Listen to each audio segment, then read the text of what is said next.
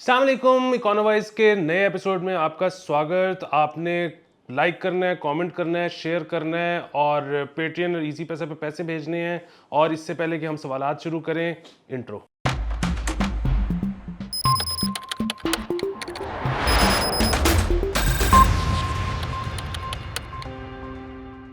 Welcome back. अच्छा अली, पहला सवाल कि पाकिस्तान लॉन्ग टर्म एलएनजी का कॉन्ट्रैक्ट वो कोई भी बिडर नहीं आया, प्रोक्योर करने में नाकाम रहा है।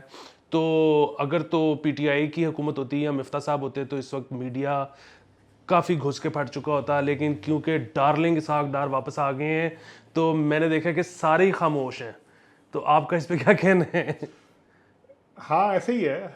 कुछ अभी बातचीत कुछ नहीं हो रही है। मतलब वैसे तो अगर ज़्यादा प्रेशर डालेंगे तो ये भी कहा जा सकता है कि मिफ्ता गलती कर गया था, तो डार साहब तो अभी भी आए हैं। वाह। लेकिन ऐसे है कि अभी तक, लेकिन एक्चुअली उसमें दो तीन चीज़ें हैं। पहली चीज़ तो ये है कि मेरे ख्याल में अनलेस एंड अनटिल को बहुत ही extensive long term G2G negotiations हों कतर के साथ या रूस के साथ, जो बेसिकली, या अमेरिका के साथ सिर्फ इशू ये है कि वो क्योंकि हमसे बहुत दूर है तो वहाँ से एलएनजी कार्गो की कॉस्ट, जो फ्रेट कॉस्ट है, वो बहुत ज़्यादा है। बट कतर सबसे बेहतर ऑप्शन है, करीब तरीन ऑप्शन है, या रशिया है। अगर उसके बेसिकली जो उसके जो पाइपलाइन एग्रीमेंट है चाइना के साथ, उनको को थोड़ा सा यूटिलाइज़ करने की कोशिश की जाए। तो अगर इनके साथ कोई G2G निगोसिएशन हो तो तब तो लॉन्ग टर्म कॉन्ट्रैक्ट का इस वक्त चांस बनता है। वरना इस वक्त फ्रैंकली, मतलब हमने जिस तरह पिछली दफ़ा भी कहा था कि पीएमएलएन की एनर्जी टीम से को बहुत ज़्यादा उम्मीद करनी नहीं चाहिए। वो पहले भी फारग थे, अभी भी फारग हैं। मतलब वो उन्होंने जितना मी पिछली दफ़ा डाल दिया था उतना इस दफ़ा डालेंगे। तो प्राइमरली जो मसला है वो ये है कि इस वक्त मार्केट ही नहीं है वो वाली। मतलब यूरोप जो है उसको फ्यूल शॉर्टेज का बड़ा, एनर्जी शॉर्टेज का बड़ा सीरियस क्राइसिस है। और बांग्लादेश। कोई भी यूरोप प्राइमरली, मतलब बांग्लादेश वगैरह तो बहुत बाद में आते हैं। सो प्राइमरली कोई भी स्पॉट की जो डील अवेलेबिलिटी है वो उस वक्त किसी भी कीमत पे उसको ख़रीदने को तैयार है। और अगर वो उसको किसी भी कीमत पे ख़रीदने को तैयार है तो इसका मतलब ये है कि जो भी बायर है उसका तो मतलब वो तो इस वक्त चाहेगा कि अच्छा, अगर इस वक्त अच्छे रेट पे कॉन्ट्रैक्ट मिल रहे हैं और चीज़ें बिक रही हैं तो उनको अभी बेचा जाए। लॉन्ग टर्म का बाद में देखेंगे। मतलब आई थिंक प्रॉब्ली किसी भी बिजनेस मैन की या किसी भी सेलर की यही मेंटेलिटी होगी कि अगर बायर जो है वो विलिंग है एक इस मार्केट में, यूरोप जो है, बिकॉज ऑफ रशिया से गैस की सप्लाई के इश्यूज हैं बड़े सीरियस। तो इस वक्त ये तो आई थिंक ये तो टाइम ही नहीं था, इन ऑल फेयरनेस। मतलब यहाँ थोड़ा सा हमें पीटीए का भी शुक्रिया अदा करना चाहिए, अहमद अजहर साहब का, उमर यूब साहब का, नदीम बाबर साहब का, इमरान खान साहब का, कि उन्होंने लॉन्ग टर्म कॉन्ट्रैक्ट सैबोटाज करने की कोशिश की पहले तो। मतलब वो कतर का एक कॉन्ट्रैक्ट था, उसकी एक्सटेंशन की प्रोविजन भी थी, शायद का खान अब्बासी साहब और मिफ्ता साहब करके गए थे। उन्होंने उसका पहले तो बेड़ा गर्क किया। और नहीं, सॉरी, हमें ये कहना चाहिए कि मीडिया कंजम्पशन, अगर मीडिया हो तो वो कहेगा डार साहब करके गए थे, सॉरी। तो वो पहले तो उन्होंने उसका बेड़ा गर्क किया। उसके बाद फिर अभी परसों तरसों ही मिफ्ता साहब ने बताया, हमारा ख्याल था कि फिर जब वो कॉन्ट्रैक्ट ख़राब हो गया तो मतलब नई टर्म्स के ऊपर एक डील इन्होंने कतर से ली। हमारा ख्याल था कि वो पीटीआई ने ली थी। वो अब मिफ्ता साहब परसों तरसों बता के गए हैं कि नहीं, वो तो बाजवा साहब ने मेहरबानी की थी, इनको तो कोई कुछ देने को तैयार नहीं था। लेकिन वो उसके मुकाबले में जो डील वासी साहब करके गए थे, in terms of volumes, in terms of capacity expansion, उसमें बड़े मतलब सीरियस हैंडीकैप थे। बट दूसरी चीज़ ये भी है फ्रैंकली कि अगर वो एक डील हो गई थी तो उसके बाद कॉन्टीन्यूसली, क्योंकि आपकी एनर्जी डिमांड तो इफेक्टिवली, हम अगर आप ये कहते हैं कि जी हम एक तरक्की पजीर मुल्क हैं और हमारी इकॉनमी 6% पे ग्रो कर रही थी, तो एनर्जी डिमांड तो फिर आपकी एक्सपोनेंशियली ग्रो करनी थी। तो मतलब थोड़ी सी मेहरबानी हमें पीटीआई की भी करनी चाहिए, और थोड़ा सा हमें वो एनर्जी टीम जो है उसका भी शुक्रिया अदा करना चाहिए, और डार साहब को हमने कुछ नहीं कहना। बिल्कुल ठीक है। अच्छा, इसी से मुझे ख्याल आया कि 12 रुपये 63 पैसे पेट्रोल सस्ता हो गया और मिफ्ता साहब ने कहा है कि ये बड़ा गलत किया है, आईएमएफ से इजाज़त नहीं ली। और इसहाक डार साहब ने कहा है कि और तेनू पता ही कुछ नहीं, मैं आपे वेख लाँगा, मैं पहले भी वेखे ने आईएमएफ, मैं हुन भी वेख लाँगा। तो इसमें कौन ठीक कह रहा है? अच्छा, मेरा ख्याल है कि शायद इस दफ़ा में मतलब इस अगर अगर तो आप लॉन्ग टर्म ट्रेंड के हिसाब से जा रहे हैं तो डार साहब को हम कुछ कह नहीं सकते, लेकिन होगा हमारा बेड़ा गर्क ही। लेकिन ये वाली बारी में शायद बचत इसलिए हो जाएगी क्योंकि थोड़ा सा ना सॉफ्ट स्पॉट फ्लड की वजह से है। तो शायद वो थोड़ा सी हैंडीकैप, मतलब वो जो दे दें हमें और थोड़ी सी बचत इस चक्कर में हो जाए शायद वाली बात है, लेकिन फ्रैंकली मतलब वो जिसको कहते हैं ना, एक सॉवरन को अपनी कमिटमेंट्स पूरी करनी चाहिए। वो मिर्ज़ा साहब हों, वो डार साहब हों, वो इमरान खान साहब हों, वो शौकत तरीन साहब हों, वो कोई भी हो, मतलब आपकी रिप्यूट ही एट स्टेक आ जाती है यार इस तरह की हरकतें करके।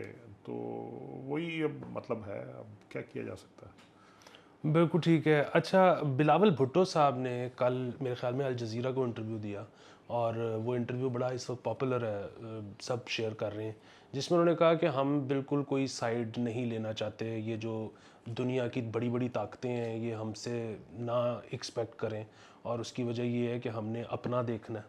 अच्छा, अब बात तो ये ठीक है, इसमें कोई शक नहीं, और शायद इमरान खान साहब भी इस तरह की बात करते रहे हैं, लेकिन इसमें जब एक तरफ से एड आती हो तो फिर क्या हम ये इस तरह की बातें कर सकते हैं? अच्छा, मेरा ख्याल है कि ये ना हमारे लिए अच्छी अप्रोच ही है कि दोनों साइडों से पैसे लेते रहें, और मतलब किसी की लड़ाइयाँ लड़ने के लिए पैसे ना पकड़ा करें। हम कहें कि भाई हम आपके साथ भी अच्छे हैं, आपके साथ भी अच्छे हैं। मतलब अब फ्रैंकली इस वक्त हमारा जो मतलब लार्जेस्ट एफडीआई है वो चाइना है, वो यूएस नहीं है। हमारी सबसे ज़्यादा जो ट्रेड है, एक्सपोर्ट नहीं लेकिन जो ट्रेड है हमारी सबसे ज़्यादा, वो भी चाइना के साथ है इस वक्त। मतलब थोड़ी सी कोताहियाँ हमारे एंड पे हैं कि हम वो चाइना के साथ एफटीए को एक्सपोर्ट में कन्वर्ट नहीं कर सके अभी तक। लेकिन मतलब सो बेसिकली इस वक्त हमारा जो डेट है उसका सबसे बड़ा पोर्शन भी चाइनीज़ डेट का है। दूसरी तरफ ऑफ कोर्स हमारा अमेरिका के साथ बड़ा लॉन्ग स्टैंडिंग एक रिलेशनशिप है। मेरा नहीं ख्याल है, मतलब मैं आपको ज़ाती तौर पे बता सकता हूँ कि जब इमरान खान साहब की हुकूमत थी और ये सारा रूस चूस का दौरा भी किया उन्होंने और ये सब कुछ हुआ इधर भी था। मैं से आपको बताऊं कि बिलावल भुट्टो को इंटरव्यू में प्रेस वो यूक्रेन रशिया पे ही कर रहे थे। हाँ, तो वो हुआ ये बेसिकली कि एग्जैक्टली लेकिन वो उसमें जो मैं आपको बता रहा था वो ये था कि जब मैंने इमरान खान साहब की हुकूमत थी तो ये नेशनल सिक्योरिटी में एक दो हमारे उस ज़माने में दोस्त थे जो उसके साथ काम कर रहे थे, उनसे मैंने पूछा कि जी आप पे यूक्रेन पे कोई प्रेशर है? उन्होंने कहा हम पे यूक्रेन पे कोई प्रेशर नहीं है, हम पे अमेरिका से सिर्फ एक चीज़ पे प्रेशर है और वो अफ़गानिस्तान है। तो ग़ालिबन मतलब आई थिंक ये कैलकुलेटेड मूव है कि अमेरिका मतलब बहुत ज़्यादा प्रेस नहीं कर रहा, वो हमसे को बहुत ज़्यादा सपोर्ट नहीं चाहता यूक्रेन के ऊपर। मतलब ये यूक्रेन का जो आखिरी वोट हुआ है इसमें इंडिया ने भी अब्सटेन किया है, इसमें ब्राज़ील ने भी अब्सटेन किया है, मतलब चाइना ने भी आई थिंक अब्सटेन किया है, एक अब्सटेन और भी था, आई थिंक यूएई का था या पता नहीं कौन सा था, जीसीसी का कोई था। तो चार तो अब्सटेन थे जो अमरीकी जिनके अमेरिका के साथ ताल्लुकात हैं। तो अगर हम भी अब्सटेन कर देंगे तो मेरा नहीं ख्याल है कि अमेरिका को बहुत ज़्यादा प्रेस करेगा हमें इस चीज़ के ऊपर। अभी मामलात वहाँ तक नहीं पहुँचे कि वो जिस तरह वो होता है ना कि इधर यू आर विद अस और अगेंस्ट अस। हम अभी उस चक्कर में नहीं है। मतलब जब अफ़गानिस्तान वाला मामला था तब ऑफ कोर्स हम वहाँ पे थे कि हमें साइड लेनी पड़नी थी, इधर यू आर विद अस और अगेंस्ट अस।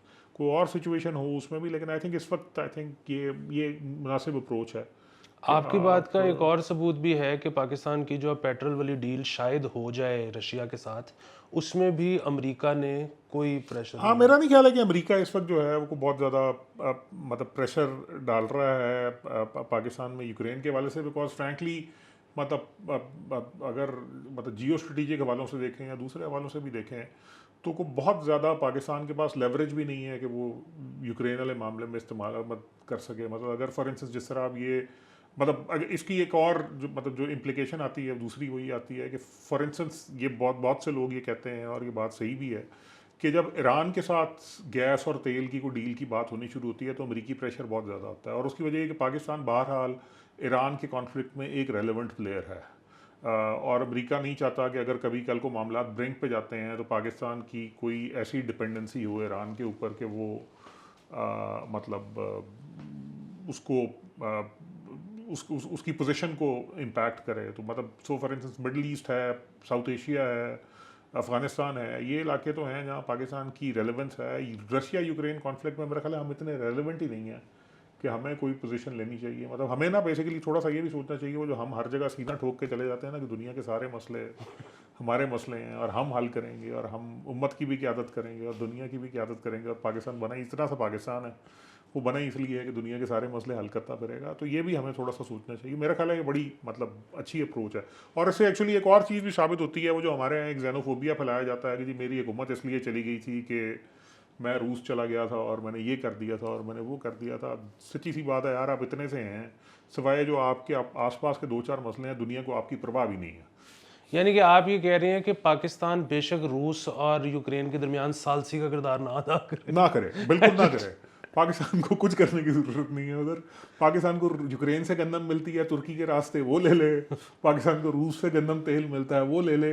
लेकिन ये सालसी सूलसी और हम बताएंगे कि दुनिया कैसे चलनी चाहिए, इससे बाहर निकलें। बिल्कुल ठीक है। अच्छा, एक और ख़बर, दो बल्कि मुख्तलिफ ख़बरें मेरी नज़र से गुजरी। एक में अमेरिका ने पाकिस्तान को कहा था कि आप फ्लड रिलीफ के लिए चाइना से रब्ता करें और उनसे पैसे लें। हाँ जी, उन्होंने कहा था कि लोन के रीस्केजुलिंग के लिए बातचीत करें। बिल्कुल ठीक है। दूसरी खबर में चाइना ने पाकिस्तान को कहा था कि आप फ्लड रिलीफ के लिए अमेरिका से रब्ता करें। अच्छा, और नहीं, ये आई थिंक चाइना ने नहीं कहा, अमेरिका ने कहा था। कोई इस अच्छा, तरह की बात मेरे थी। वैसे दोनों अच्छा, दोनों पत्रुल गुजरी हैं। याद है कि नज़र से अच्छा, ओके, गुजरी हैं। मैं फिर शायद मिस कर गया। हाँ, तो ये साइडर खेड़ते पे ने। नहीं नहीं, एक्चुअली देखें, मसला ये है कि अमेरिकी जो है उनका, मतलब उनको इस चीज़ से बहुत ज़्यादा खौफ आता है, मतलब इन ऑल फेयरनेस, वो सिर्फ हमारे साथ नहीं है, अफ्रीका और बाकी मुल्कों के साथ, कि चाइना जो है, क्योंकि चाइना के पास फ्रैंकली इस वक्त सरप्लस कैश है, तो उसकी इन्वेस्टमेंट्स दुनिया में बहुत ज़्यादा फैलती जा रही हैं, और वो जो इन्वेस्टमेंट्स फैलती जा रही हैं उसको अमेरिका लॉन्ग टर्म में, अब तो इवन शॉर्ट टर्म में, अपने जो ग्लोबल इन्फ्लुएंस है उसके लिए खतरे के तौर पर देखता है। तो जहाँ उसको मौका मिलता है वो बीच में एक सुर्खी ये वाली जमाने की कोशिश करता है। हालांकि फ्रैंकली चाइना इस वक्त अमेरिका का भी सबसे बड़ा लेंडर है, तो मतलब इस वक्त अमेरिका के को भी सबसे ज़्यादा पैसे चाइना नहीं दिए हुए हैं। तो मतलब ये है, बट उसके ऊपर आई थिंक पाकिस्तान का मतलब रिस्पांस बिल्कुल ठीक था कि जी चाइना से हम बात करेंगे, चाइना हमें, और मतलब मेरा अपना ख्याल ये भी है कि मतलब बायलैटरल रिलेशनशिप में, बायलैटरल नेगोशिएशंस में चाइनीज़ लोन रिस्ट्रक्चर होंगे। मेरा तो अपना ख्याल है कि जब भी सीपैक वगैरह शुरू हुआ था तो पाकिस्तानियों के साथ जो हालात हैं, चाइनीज़ की एक्सपेक्टेशन भी यही थी कि इवेंचुअली हमें ये सब कुछ, इनकी टर्म्स भी शायद कभी सॉफ्ट करनी पड़े, कभी को वेव ऑफ भी करने पड़े, कभी को वो भी करने पड़े। मसला सिर्फ और सिर्फ ये है कि हमने को पिछले 4-5 साल में इतनी कॉन्फ्रंटेशनिस्ट अप्रोच अडॉप्ट की सीपैक के बारे में कि चाइनीज़ जो हमारे, मतलब जो एक्चुअली हमारे बहुत अच्छे, सबसे अच्छे दोस्त हैं, वो भी हमसे खफा हैं। सिमिलरली हमने अमेरिका के बारे में इतनी कॉन्फ्रंटेशनिस्ट अप्रोच अडॉप्ट की पिछले 2-2.5 साल में कि अमेरिकी भी अब हमसे, और कुछ 8-10 साल से अमेरिकियों को ये शिकवा है कि हम उनके साथ डबल गेम कर रहे हैं। फिर हमारे यहाँ से OBL पकड़ा गया था, तो वो जो हमारे वो वाले मसले हैं ना, उनको वो जो ट्रस्ट डेफिसिट हमारा, हमारे दो बहुत अच्छे दोस्त जो बहुत तगड़े दोस्त भी हैं, उनके साथ आ चुका है, उसको किसी ना किसी तरह ब्रिज करने की ज़रूरत है। बाकी ये दोनों एक दूसरे के साथ खेलते रहेंगे, बट फ्रैंकली चाइना को भी इस चीज़ का बड़ी अच्छी तरह अंदाज़ा है कि पाकिस्तान अमेरिका को कभी भी नहीं 100% नहीं छोड़ सकता। अमेरिका को भी इस चीज़ का बड़ा अच्छी तरह अंदाज़ा है कि पाकिस्तान चाइना को नहीं छोड़ सकता। जहाँ मौका मिलता है वहाँ दोनों बेसिकली इस चीज़ को लेवरेज भी करते रहे हैं हिस्टोरिकली, कि मतलब अगर पाकिस्तान की चाइना के साथ अच्छे ताल्लुकात हैं तो उसको अमरीकियों ने भी इस्तेमाल किया था चाइना के साथ को अपने आप को ओपन करने के लिए।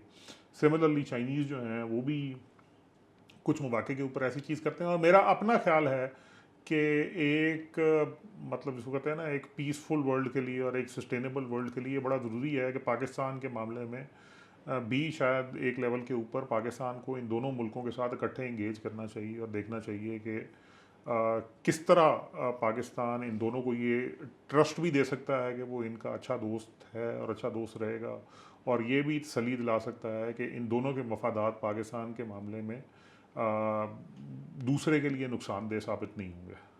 अच्छा, आखिरी सवाल, और हम क्योंकि सिर्फ सीखने के लिए काफ़ी हम आजकल बात करते हैं इंडिया की भी, तो एक वो अक्सर ये कहा जाता है कि जो साउथ इंडिया है वो आउट परफॉर्म करता है नॉर्थ को, तो इसकी क्या वजह है? अच्छा, आई थिंक इसमें ना, अगर मुझसे आप एक लफ्ज़ में इसका जवाब लें तो वैल्यू सेट। मतलब ये नॉर्थ इंडिया जो है, मतलब जिसमें हम भी आ जाते हैं, जिसकी हम एक्सटेंशन है, मतलब पंजाब, यूपी, बिहार, राजस्थान, यहाँ का फ्रैंकली मतलब हमें सीरियस इंट्रोस्पेक्शन की ज़रूरत है। हमारा वैल्यू सेट रॉटन है, और बड़ा सीरियसली रॉटन है। मतलब वर्क एथिक नहीं है, शॉर्टकट की तलाश है, ठगी दगेबाजी की तलाश है। मतलब साउथ इंडियन रिसोर्सेज जो हैं, मतलब उनको मार्जिनलाइज किया जाता रहा, लेकिन इंडियन कॉन्स्टिट्यूशन के अंदर क्योंकि वो एक फेडरलिज्म का कॉन्सेप्ट है जिसको अब मोदी साहब रिवर्स करना चाहते हैं। वो ये चाहते हैं, फॉर इंस्टेंस ये सेल्स टैक्स के ऊपर बड़ी बहस हो रही है कि सेल्स टैक्स फेडरल गवर्नमेंट लेगी और वो डिसाइड करेगी किस तरह होगा। और बेसिकली जो इंडिया की स्टेट्स हैं, जिन सूबे बोलते थे पहले, वो कह रही थी हैं कि जी ये तो हमारा परव्यू है और हम डिसाइड करेंगे। तो बेसिकली साउथ की स्टेट्स ने तरक्की कर ली है, आंध्रा है, कर्नाटका है, तमिलनाडु है, केरला है, मतलब ये ग्रोइंग स्टेट्स हैं। और जो नॉर्थ है वहाँ पर गुर्बत भी है, स्टेगनेशन भी है, लॉलेसनेस भी है, बट क्योंकि वोट वहाँ ज़्यादा है और स्पेशली उस तरह का वोट ज़्यादा है जिस तरह का मोदी साहब को चाहिए, तो वो चाहते हैं कि अपनी बेस को खुश किया जाए। तो इंडिया के अंदर भी ये कॉन्फ्लिक्ट इस वक्त चल रहा है, बट मतलब जिस तरह हमारे यहाँ इस फंडामेंटल रूट कॉज को कोई फिक्स करने को तैयार नहीं है कि हमारा मतलब वैल्यू सेट रॉटन है। अगर आपने सस्टेनेबल बिजनेस डेवलप करने हैं तो मतलब वैल्यूज़ और लॉन्ग टर्म फोकस के बगैर वो नहीं हो सकते। और ये जो क्विक बक अप्रोच है, शॉर्टकट अप्रोच है, वर्क एथिक कोई नहीं है, मतलब दिहाड़ी लगाने के चक्कर में है सबके सब, ये एक मतलब बहुत बड़ा रीज़न है। मतलब फॉर इंस्टेंस अगर इसी सिमिलरली जो वैसे भी अगर आप देखें तो नॉर्थ इंडिया एक्चुअली आपको ज़्यादा जिंगोइस्ट मिलता है, साउथ इंडिया ज़्यादा फोकस्ड होता है इकॉनमी की तरफ, एजुकेशन की तरफ, टेक्नोलॉजी की तरफ। यही वजह है कि जो बेसिकली आपके टेक्नोलॉजी के हब हैं या इवन वो जो इंडियन सीईओज़ हैं ग्लोबली जिनका हम जिक्र करते हैं, वो तकरीबन सारे के सारे साउथ से हैं। आपको हार्डली कोई नॉर्थ इंडियन जो है वो मतलब इस्टेब्लिशमेंट ऐसी मिलती है। और जितनी सक्सेस स्टोरीज़ हैं वो सारी की सारी बेंगलोर, तमिलनाडु, मतलब महाराष्ट्र किसी हद तक कहा जा सकता है, बट महाराष्ट्र अभी बहुत ज़्यादा मुंबई और पुणे सेंट्रिक है, जहाँ पर इन्फ्लक्स बहुत ज़्यादा है, अमलगमेशन मेट्रो, बेसिकली वो मेट्रोपोलिस वाला कॉन्सेप्ट है, उस वजह से है।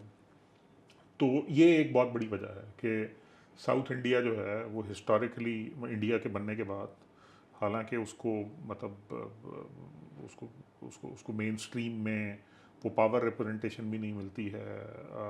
मतलब जब हम इंडिया की बात करते हैं तो उसका जिक्र भी मतलब हमारे जहन में भी तस्वुर साउथ का वैसे नहीं आता है उस तरह। लेकिन वो इंडिया की जो इकोनॉमिक बैकबोन है वो साउथ है, वो नॉर्थ नहीं है। और शायद उनकी फिल्में भी ज़्यादा बिजनेस करती हैं। मे बी, हाँ बिल्कुल ऐसे ही है। मतलब ऐसे ही उनकी फिल्में एक्चुअली बनती ज़्यादा हैं, ये तो गिवन है। तो मतलब हो सकता है वो एग्जैक्टली आप वाली बात है कि शायद नेट टोटल जो है वो सबसे बड़ा ब्लॉकबस्टर आई थिंक उनका बाहुबली था, वो भी साउथ था। जी बिल्कुल ऐसे ही है। मतलब कोई बॉलीवुड फिल्म जो है वो उसके बराबर नहीं आई अभी तक। थैंक यू ऐसे ही अली, होगा। बहुत ज़्यादा शुक्रिया। अगर आपने सब्सक्राइब नहीं किया तो फिर ही मुत्ताडा, और लाइक भी करें और कमेंट भी करें और शेयर भी करें और पैसे भी भेजें। अगले हफ्ते फिर मिलते हैं। खुदा हाफिज़।